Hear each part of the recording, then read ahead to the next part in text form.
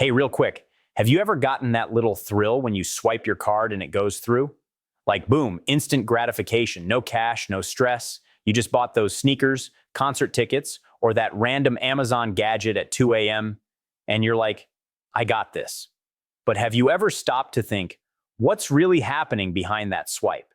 Because as smooth and effortless as it feels, there's a whole machine working behind the scenes, one that's not exactly built in your favor. And today, we're pulling back the curtain.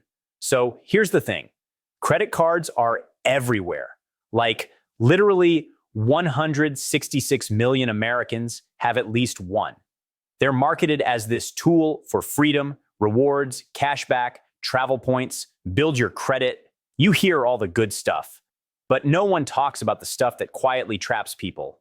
And yeah, I said trap, because let's be real, credit cards can either be your best friend or your worst financial enemy. And the scary part is, most people don't even realize which side they're on until it's too late. I've got friends who swear by their cards, racking up miles, stacking points, always paying on time. And I've got other friends who just wanted to build credit, started with one card, then another, and now they're drowning in debt they don't know how to escape. And listen, I'm not here to shame anyone. We've all been there. That late night pizza run on a card you weren't supposed to use, or that 1 month you couldn't pay it off in full and thought, hey, what's 20 bucks in interest? Except that 20 bucks turns into 60, then 200, and suddenly your minimum payment doesn't even touch the principal. You feel me? So where's the line?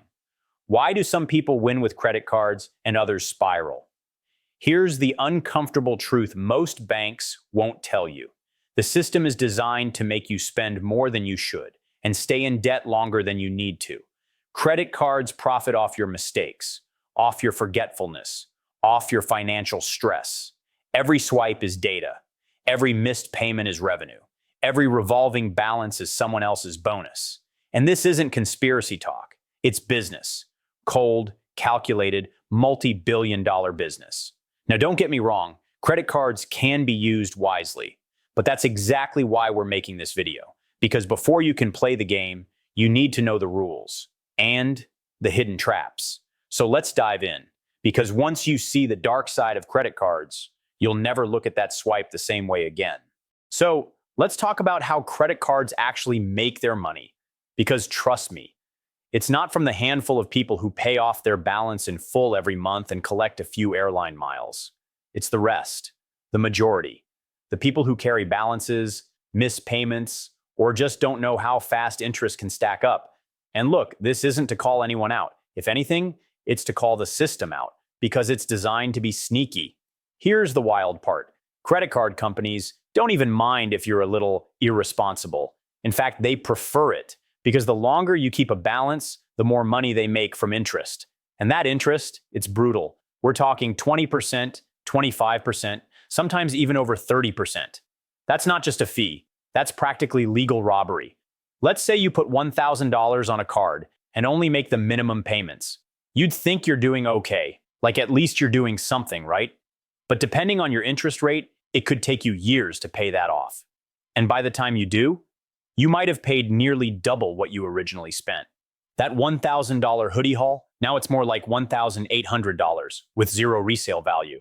I remember my roommate in college, Josh, super chill dude, but had no clue about credit cards.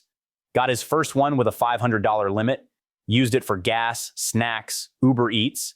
Thought, I'll pay it back when I get my paycheck. Except that paycheck got spent on rent, then car repairs, then tuition. Before he knew it, he maxed out the card and only paid the minimums for months. One day he checked his statement and freaked out. He owed way more than he thought, and most of it wasn't even from spending, it was interest. And that's just the tip of the iceberg. Because even if you're paying your balance in full, credit cards are still working behind the scenes to encourage more spending. You ever notice how it feels way easier to swipe a card than hand over cash? That's not an accident.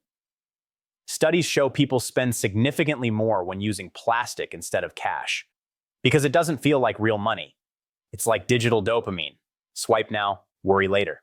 Then they throw in rewards. 5% back here, bonus miles there, just enough to keep you swiping, but not enough to offset the risk. It's like giving you a slice of cake while slowly draining your bank account when you're not looking. But here's the thing. You're not powerless in this. Once you understand how they're playing you, you can flip the game. You can use credit cards as a tool, not a trap.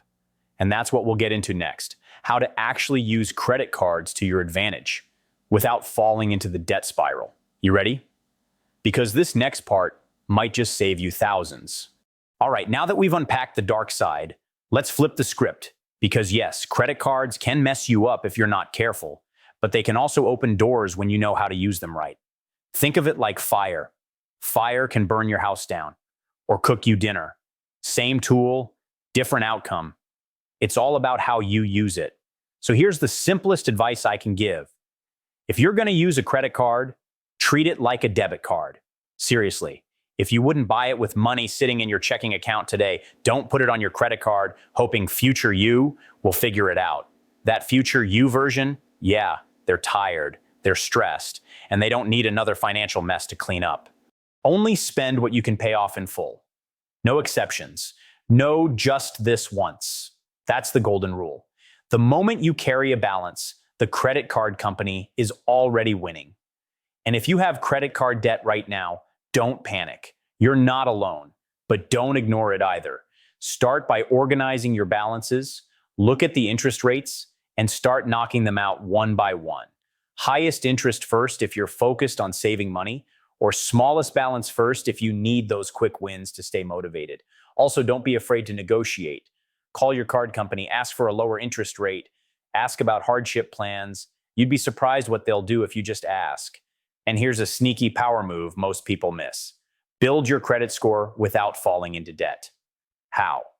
Use your card once or twice a month on things you were already going to buy, like gas or Netflix. Then pay it off immediately. That's it. No interest, no stress. But your credit score? It climbs. Because, yeah, good credit matters. It affects your rent, your car insurance, even your job offers in some cases. But good credit doesn't have to come with debt. That's the lie they want you to believe. If this hit home for you, do me a favor, don't keep it to yourself. Share this with someone who needs to hear it. And if you want more real talk about money, mindset, and getting ahead without losing your soul, hit that subscribe button. We're just getting started. Catch you in the next one. Stay smart, stay grounded, and remember, you run the card, not the other way around.